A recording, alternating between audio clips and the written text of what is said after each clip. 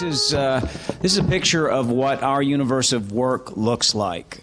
These are the 7 global media conglomerates that control the entertainment and media industries. You see Viacom, News Corp, Time Warner, CBS, Comcast, Sony, and Walt Disney. And they are highly vertically integrated companies. They have properties that range from publishing to radio, television. There are billboard companies in there, movies, obviously. They've got all of this. And that's concentrated into these 7 companies. Now, if you go to the next slide, you'll see where AFTRA's points of direct leverage are on this chart. And you'll notice that that's concentrated primarily in television and radio. If you go to the next slide, you see SAG's points of direct leverage, again concentrating heavily on the television networks and on the movie studios. Now, the next slide is what we're talking about. That is a representation of the points of direct leverage for SAG-AFTRA. That is bargaining power right there. That's what leverage looks like. That gives us leverage across more of the properties of these companies, and it's going to allow us to exert more pressure on them to get the gains that we need. Rebecca? Our work is being... Hey, Gabby, thanks. Our work is being created and consumed in ways that we couldn't have even imagined 10 years ago, much less when Screen Actors Guild and AFTRA were founded. So in terms of this, we have a unified strategy now and maximum bargaining power that will ensure actors, broadcasters, performers, newspersons, all categories of work have a strong voice in how their contracts and their work is created, and that way they can receive a fair share of industry revenues.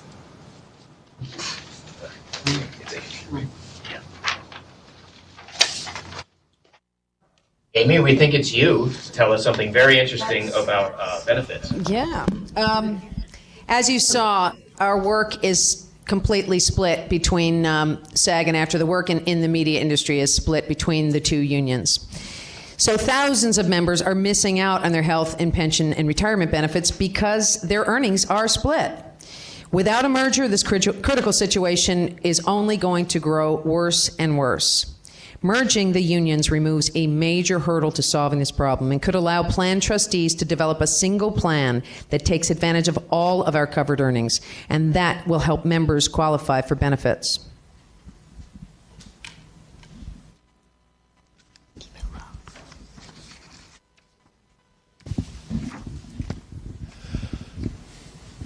All right, it's the plan. The ballots are in the mail and on the way to you. And some members have already received their ballot packages. When you receive your package, you will have all of the key elements of the merger plan, including the SAG-AFTRA Constitution, SAG-AFTRA dues and initiation fee structure, the SAG-AFTRA merger agreement, and the pension and health and retirement feasibility report, and helpful materials like summaries and additional Q&As. I ask you to please look over all these documents, which is a very show business term. If you can stand it, read them. Because they really do contain answers to your many questions. A lot of work went into these documents. They make a lot of sense. Take a little time and read them and just see how effective what we've done is, and know what our future is. Thanks. All right, we're going to sort of walk you very briefly through the documents that make up the merger agreement. I'm going to start with the SAG-AFTRA Constitution. It covers 4 basic areas as the framework for the union that we all hope very fervently we are members of in the very near future. Membership, national officers, national board, and convention, and I'll go very briefly through them. The eligibility criteria for membership is very similar to current SAG requirements. Members will need to perform work in the industry to join the organization. People who are trying to get work or qualifying through work as a background performer must have completed 3 days of covered work, so that's something that should be relatively familiar to all of us. National officers, this is one of the places where using the interest-based process, we found a lovely, powerful hybrid moving forward. There will be 2 directly nationally elected members of the National Officer Corps, the President and the Secretary-Treasurer. They will be directly elected by the membership every 2 years. There will also be 8 vice presidents elected, and then elected by delegates at the convention. Yes, it was an erection joke, just laugh and move on. And I will explain convention in a couple of moments when I get to that part. I've made the national president laugh, that's really the only reason I'm here. The national board will consist of approximately 80 members, one half of whom will be elected to 2-year terms. These people are all directly elected to their positions by the membership of the union. That makes up your national board. And finally, the convention. The convention will be held every 2 years, and the delegates to the convention will be elected by the locals from which they attend. And if you have a certain allotment of people who are allowed numerically to go to your convention, and 3 of them can't make it and the rest do, the full voting strength of your delegates is divided among the people who attend the election. So there are not this incredibly convoluted system of I represent that person and not this person. You have the locals' votes that attend convention, and they are spread amongst the delegates who make it to the convention and vote up for the business of the union. I now hand it off, I believe, to Amy for the fee structure. Here's the money part. Putting together the SAG-AFTRA fee structure was a real challenge, and because SAG and AFTRA actually have very, very different financial setups, we think that we came up with a really terrific compromise between the two. We had a couple of driving goals when we were putting this together. One was that we wanted to be in the black starting year 1. Both unions right now are running deficits. We wanted to make sure that that ended, and we were running at a profit immediately. Not at a profit, but we were not losing money right from the beginning. This structure anticipates that. We also wanted to we didn't want to have any layoffs anticipated. So this includes everybody in the organization. All of our staffs will be in the organization, but we simply anticipate over time, with the normal attrition in both organizations, it will end up getting more trimmed and more focused.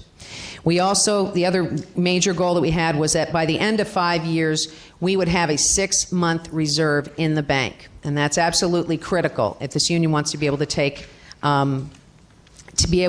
action, the strong actions that we were going to need to take going forward to deal with the changes in this industry. So as you can see, the initiation fee in the new union will be $3,000. This is more than either SAG or AFTRA is charging now, but it is less than what it costs to join both unions, which, as we know, is what's pretty much needed at this point if you want to be able to make a living in this industry. It's becoming increasingly impossible to belong to simply one union. You really need to belong to 2. The base dues, again, would be $198. Again, this is more than SAG or AFTRA individually, but it is $50 less than joining both, but then paying what we would pay to both unions going forward.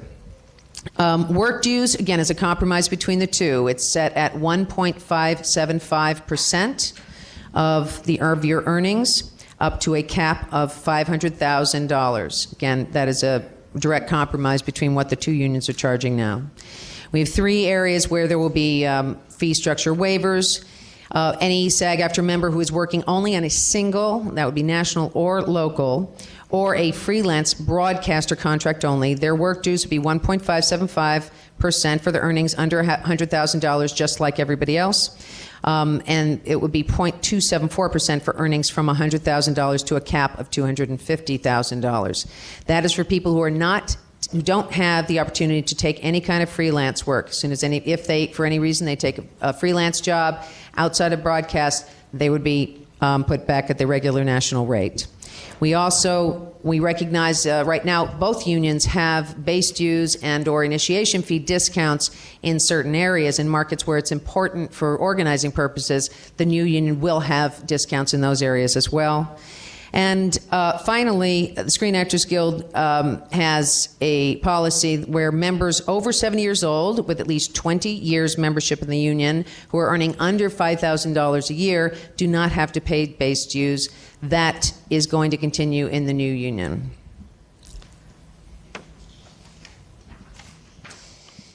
If you look here, this gives you an example of some of the work dues that you could expect to be paying.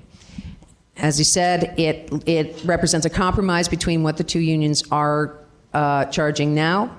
An important thing to note is for members that are earning between $5,000 and $100,000, we're talking about, working class people, they will see, for SAG members, if they're earning that in SAG right now, they will be seeing a reduction in their work dues, which is going to be, I'm sure, very welcome. The one area where you're going to see a fairly substantial rise in work dues is for our most fortunate members. We're going to be asking them to kick in just a little bit more.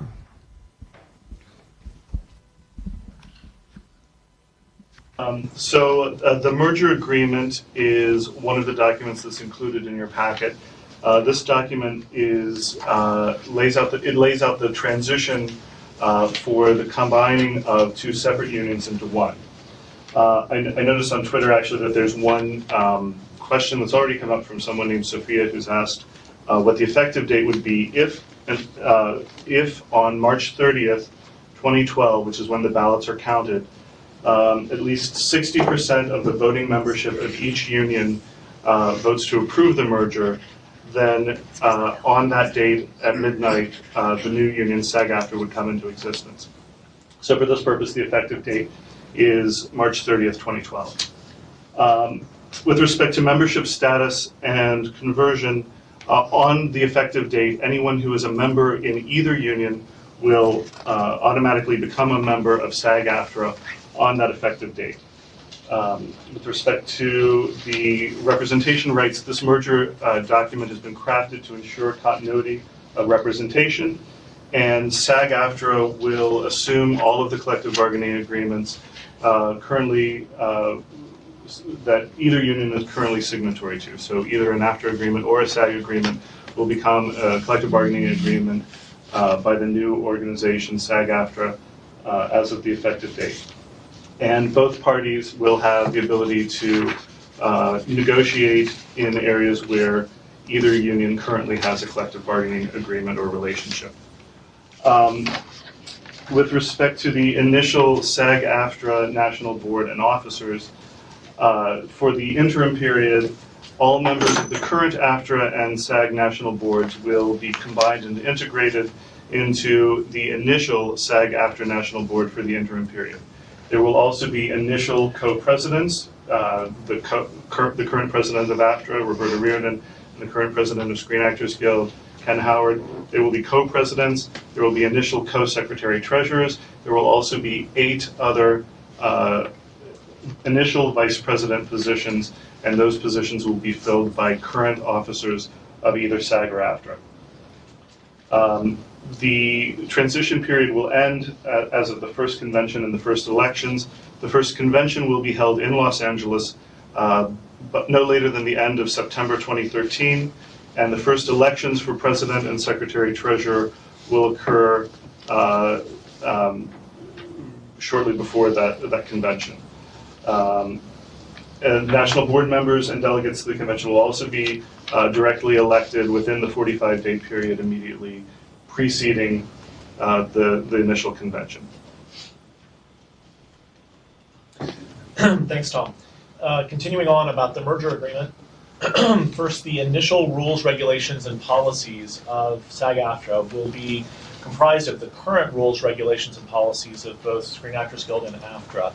And should there be any conflict between those rules or policies, those conflicts will be worked out through the initial executive committee. Important example of one such example is the existence of committees in SAG-AFTRA, which will carry over from the existing committees of SAG and AFTRA, and any inconsistencies will be resolved in that process. In addition, the AFTRA and SAG agency rules will also carry over as they are now, and in areas of previously overlapping jurisdiction, they'll apply to employment that's covered by each union's collective bargaining agreements. So in essence, there'll be continuity between the existing policies as to agency as well.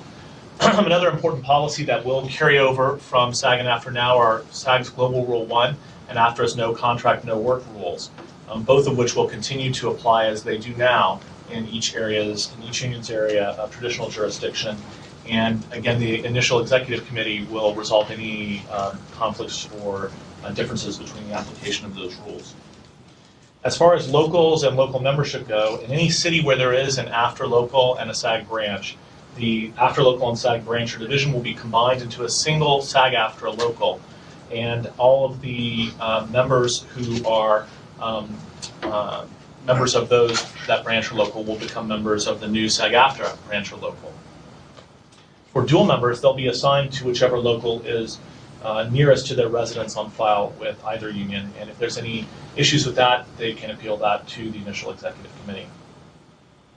Finally, as to the initial governance of those locals, the initial local board of each SAG-AFTRA local will consist of all prior members of the SAG branch or division board and all AFTRA local board members in that area. And the local constitution will start out as the constitution that's attached as Exhibit 1 or Appendix 1 to the SAG-AFTRA Constitution, subject to each local being able to adopt their own individualized constitution and submit that through the process.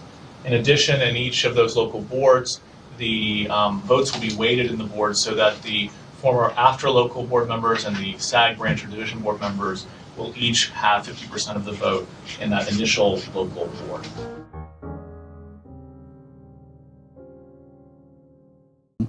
You'll see where AFTRA's points of direct leverage are on this chart. And you'll notice that that's concentrated primarily in television and radio. If you go to the next slide, you see SAG's points of direct leverage, again concentrating heavily on the television networks and on the movie studios. Now, the next slide is what we're talking about. That is a representation of the points of direct leverage for SAG-AFTRA. That is bargaining power right there. That's what leverage looks like. That gives us leverage across more of the properties of these companies, and it's going to allow us to exert more pressure on them to get the gains that we need. Rebecca? Our work is being... Hey, Gabby, thanks. Our work is being created and consumed in ways that we couldn't have even imagined 10 years ago, much less when Screen Actors Guild and AFTRA were founded. So in terms of this, we have a unified strategy now.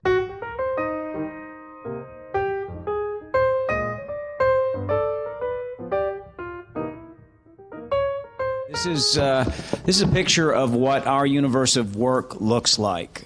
These are the 7 global media conglomerates that control the entertainment and media industries. You see Viacom, News Corp, Time Warner, CBS, Comcast, Sony, and Walt Disney. And they are highly vertically integrated companies. They have properties that range from publishing to radio, television. There are billboard companies in there, movies, obviously. They've got all of this. And that's concentrated into these 7 companies. Now, if you go to the next slide,